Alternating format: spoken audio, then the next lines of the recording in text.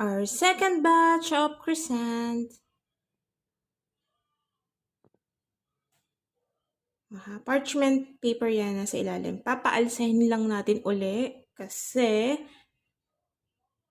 dinalawang ko siya batch para hindi masyado mahirap palaparin. Tsaka medyo maliit kasi yung working area ko dito. Kaya ayun.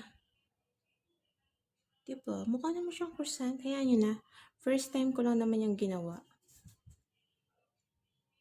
Kasi wala akong magawa eh.